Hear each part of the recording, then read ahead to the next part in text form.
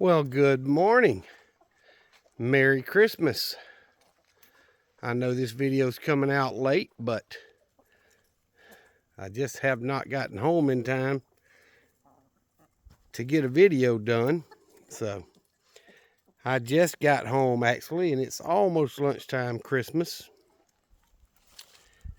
Well, early lunch, but I always get up on Christmas morning and go to my middle daughter's. My son will be there and watch them kids open gifts and do all that. And then when they're done, I leave and go to my oldest daughters because it's on my way back. And they do the same thing, show me what all they've got and spend a little time with them. And then they leave and go to my son-in-law's sister's house. It's about an hour and maybe an hour and a half away. They drive up there and do a meal and exchange gifts and all that stuff. So I just got home and threw some scratch out. I didn't even collect eggs yesterday. It was so late when I got home. So I've got to get that done today. Chickens are doing well. Still got that one black sex link right there that's molting. She is looking a little bit better than what she was, so maybe she's starting to come out of it. Looks like this one here may be starting to molt. So it's that time of year. And there's Sue. He's doing really well to be the old man now. And that white hen put herself back in here with Sue. I had her in the middle because she was picking at him. And when she got out, I put her back in there in the middle. And Sue's losing some feathers over there too. But what I've noticed with them is they lose a lot of feathers on their neck when they get older. But anyway, come home one day last week and she was back in Sue's pen. So she put herself back in there and I haven't seen her picking on him. So I'll leave her alone. If I move her, I'm going to put her down there with the white knight in the last pen. But they are all doing well. I'm going to tell y'all a funny story. I was watching the camera. Let me turn around right here. My old building. The sun's going to blind you, but I got a camera. I don't know if you can see it. Right there. You see it on the edge of the building? So I can watch the whole chicken pens. And I was looking at my cameras the other night. Been about 3 days ago. And one of those stray cats that comes around jumped up and started climbing this fence right here. And when it got up and it grabbed to jump over it and to grab that wire to pull itself over the fence, that electric fence lit it up, buddy. It got off that doggone fence. So hopefully that taught it a lesson not to try to climb this fence. But I caught it on camera and that was funny. That cat did not take but a split second to get off of that doggone wire. It did not want none of it. So then there's I don't know if I've shown y'all, but there's a black and white one that hangs out at the corner of the pen outside the fence. I think it's catching mice when it's coming in and out. But it's still been hanging around quite a bit, but it stays on this side of the fence over here. And I'm pretty sure that was not the cat that did the jumping up because it was a lighter colored cat. But either way, I'm pretty sure the cats know not to try to climb this fence anymore, because when they touch that top wire when they're hanging onto the main fence, yeah, it lit it up. And that cat was gone. I came outside right after it happened and that cat was gone. So that fence taught it a lesson. But anywho, I ordered some more extension cords because I don't have as many as I used to. And this time of year, when you only get 6-8 hours of sunshine, and most of that you can't even really doesn't get to your panels to charge them. These solar cameras that I've got, like that one right there, it's half shaded. Let's see if I can get around here if y'all can see that. See, that panel's half shaded. It's not getting a good charge. I need to move it back to get it a little bit more sun. But so this camera would die on me during the night because of the time of year. Now in the summer, when that panel's aimed up, it was fine. It never died on me. And the one I've got back in the woods back there does the same thing, and the one on the front of the house was doing that because the trees, you know, throw shade on it part of the day, and just it wasn't getting a good charge. So I ran an extension cord to the one up front, just plugged it in, and I ran one of these new cords I bought and just threw it out here and plugged this one up so it stays charged. And I bought 4 cords, so I'm going to get, I've got the one in the woods plugged up now also. I'm going to move that camera and add a 50-foot to the 100-foot cord that's back there. Actually bought 5 cords. I bought that 100-footer as well. And get it moved to a better location. But I've seen quite a few deer back there on that camera now that it's staying on all the time. And I'm going to get another 50-foot and move that camera a little bit more because I'm at the end of the 100-foot reach. So let's do this. Well, talking about the cameras, when they're fully charged, they'll go 24 hours, 36 hours, something like that. If I'm not messing with them and turning them and, you know, doing anything, they'll go for quite a while off the battery in it. But I just leave it plugged up, it's fine. So even if the power did go out, they'd still run for a while. So that's a benefit of having that type camera. So they kind of have their own backup built in. So here's the second thing.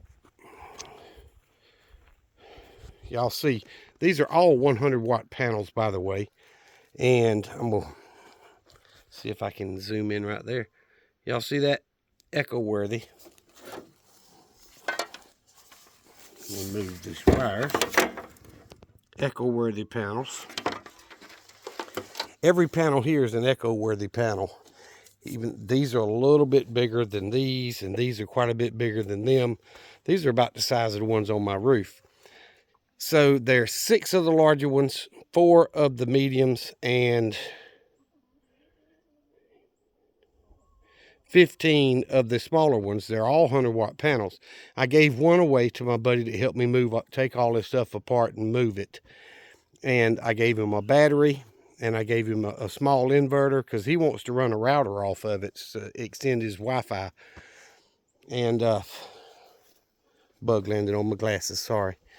So let's see if I can get in here and show y'all the rest. All right, I know it's a mess in here. We've got stuff stacked everywhere, but all the wires where these things were wired up, and there's a bunch more in this bag here. Bigger wires for the batteries. Some of them there. But I had 8 of the smaller LiFePO4 batteries, 100 amp hour. And there's another set of them right there. Let me move those wires. So I've got 4 of those and 3 of them because I gave him one of them. And then I've got 3 of the larger. Let me get down here, see if I can get a picture of it. One of them, and then 2 more that are about the same size. They're all LiFePO4 batteries, so and they're all fairly new. I mean, like probably less than a year old. And then he's got, or he had, this inverter hooked up and running. It's 120 volt is the negative. But there's another one in the box that's never been taken out of the box. So there's 2 of those big inverters. He's got, I haven't researched these yet. There was 2 of these. And it's got the European plug on it, so I'll have to have an adapter in order to use it. But I got to research them and see, you know, what they are. They're probably 5,000 watt peak. But more than likely they're 2,500 or 2,000, something like that. So, and then I got the breakers that go with them, and there's some more in the box there. There's more stuff in this box, and I've got some other stuff that goes with it. So I've got the charge controllers. Let me see. There's one up here. I laid it up here on the cluttered up shelf. So there's one of the, let me get it out of the sun. There's one of the charge controllers right there. 100 amp charge controller, and there was 3 of them. There's no way we're getting 300 amps out of this setup, but he did have it all separate, running the small inverter. Both mediums were hooked up, and one of the large ones was hooked up. Well, turn the lights off.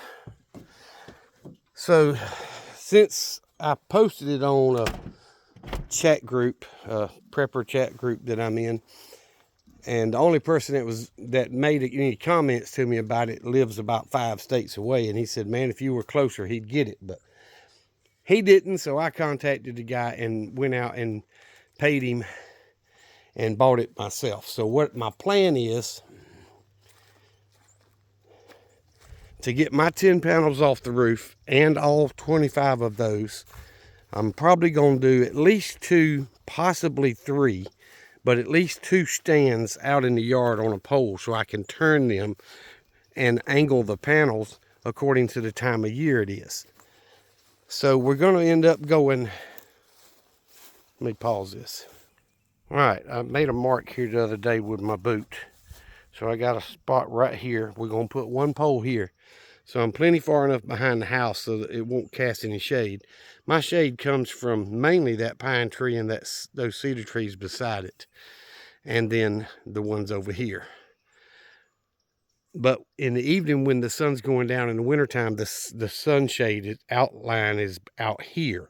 So the panels would be in full sunlight most of the day during during the winter. And then a second pole here. See, I got another mark with a second set on it, so where I can aim it and aim up at the sun. Let me see if I can get y'all. There he is. So basically in South Georgia, the panels need to be about 12.5, 13 degrees angle on them, which is pretty steep to get full face of the sun. And in the wintertime, in the summertime, the panels need to be about 35 degrees, which is still steep, but nowhere near as steep as the winter, because the sun's much higher in the sky. So I'm going to do at least 2 poles out here with a grid pattern and mount the panels to it, so I can turn them like this during the day if I need to, and I can also adjust the angle of the panel this way, and that will make it to where I can get much more power out of the panels I've got. And now that I've got 35 panels, my 10 plus the 25 there, and like I say, I may not use the oddball one, but we'll see. I'm going to test each panel and make sure they're putting out the proper voltage like they're supposed to, and get them mounted out here. I've got to buy this stuff to build the mounts and all, and then run the power into the battery room right there on the back of the house. So I'll have to bury a pipe and run wire from the solar panels inside. And basically, I'm going to run a larger gauge wire into the building, and each panel is going to feed into that larger gauge wire independently. That way, if one panel goes bad or has an issue, it doesn't affect the other panels. So that's the idea anyway. So that's going to be a major, major upgrade for my off-grid solar. Now, I've already got my inverter inside. It works. It runs the entire property, or can. It just can't do it for a long period of time because I'm low on batteries and I'm low on panels. It'll charge up. The batteries get fully charged. I can run, if I'm not running heating and air, I can run almost indefinitely on the system I've got. No problem. Unless a hurricane comes in, you get like 8 days of cloudy weather or something. But pretty much without heating and air, I can run the whole property, not just the house, the whole property. Both outbuildings here, the chicken pens, pump house, the house itself and the power out on the range. I can run all that off of my off-grid power, you know, if I wasn't running heating and air. Heating and air takes a lot of power. So y'all know I use window units on the house. I've never put a system in. So I've actually ordered 2 mini splits. If you know what an air conditioning mini split system is, I've ordered 2, a larger one to go on this side of the house. That's going to cool the living room, kitchen area, and the kids' room back here that I closed in, and laundry area. It'll do all of that. And then a smaller one to go in my bedroom and do bedroom and bathroom.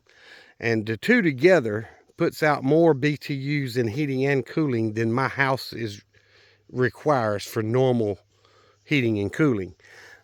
The benefit of me going to the mini splits is that they draw so much less power for cooling and for heating. Right now, the window units only do the cooling. Then I use the electric fireplace and electric heaters that I showed a video on last year when I put them in for heat. Well, they draw a ton of power. These mini splits are going to reduce my heating and air energy usage and make it to where I'm not killing the battery so fast. And then I go from my 5 big batteries and add those other 11 into it. So I go from 5 to 16. And the LiFePO batteries are much, much better batteries than what I've got. What I've got, I can draw down to about 30 or 40%, and then that battery's done. It's got to be recharged. You start losing voltage. The LiFePO 4 batteries are designed to go to 0 and keep the voltage going as long as that battery's not completely dead. So you can draw all of it out of it, not just part of it. That's the good thing about these newer lithium ion phosphate batteries, the LiFePO 4 batteries. So that's my project that's coming up. My son has told me he will help me install the mini splits. They're supposed to be here Monday afternoon. I got to be here for the delivery. My son's told me he's going to help me. And then I'm doing another thing. I've got all these solar floodlights all the way around the house and some on the property. Well, I bought some new electric floodlights, just like you would have on your normal house. I'm trying to get my head out of the sun. So I'm going to take all these solar lights down in these little panels and just get them going. I'm going to mount regular floodlights up here with LED flood bulbs on all 4 sides of the house, but I'm going to do it a little bit different than most people. I'm going to run and put a weatherproof receptacle box on each side of the house and put a receptacle in them. And my floodlights, I'm putting a cord on it with a plug. I can just plug them in. And I can also plug my cameras in to that receptacle. So it'll keep my cameras going, and the floodlights will be, you know, if one of them dies, I can change it out just by unplugging it and taking the screw down. So you see I got foam coming out that hole where I foamed it. But that's going to add a little bit of demand electrically wise by running the electric floods, but not a whole lot, because they're not going to run all the time. And they're LED bulbs as well. So lots of projects to do, lots of money to spend, and I still haven't even gotten the tower put up or the water tower built, you know, the greenhouse finished. I mean, there's just so much to do. One man, one income, working for a living, it's hard to get all that done. So I just was going to catch y'all all up to date. Just watching that truck go by. It's coming, y'all. It's going to take me a while. It takes a lot of money to do some of this stuff. And I probably will never recoup all my money from my off-grid system, but I will have power if the grid goes down, period. I do that now before I do the upgrades. So it's going to be a lot better when I'm done. But I'm excited about it. There's a lot of things that I've got going on. And my son's home for about a month before the next job starts, and he'll be, you know, gone for another 6 months to 2 years. So he's agreed to help me run those wires and get the mini splits put in and the floodlights mounted and stuff. So I wanted to catch y'all up. I do appreciate each and every one of you. I know I've been slacking on the videos this week just because of the short days and the holidays and things going on. We had, you know, the Christmas Eve prayer service at church last night, so it was pretty late when I got home. Some people have a midnight mass or whatever for your religion, and that's fine, but we did ours at 5 o'clock, and it was over with about 6:30, I think. And by the time I got home, it was later than that. So just takes up time, guys, and that time is something we can't replace. But I appreciate each and every one of you that stuck with me this long and following my videos, hitting the thumbs up, leaving comments. I do appreciate it. Y'all remember what I've always told you. Jesus Christ loves you, and so do I. Y'all be safe. Be prepared.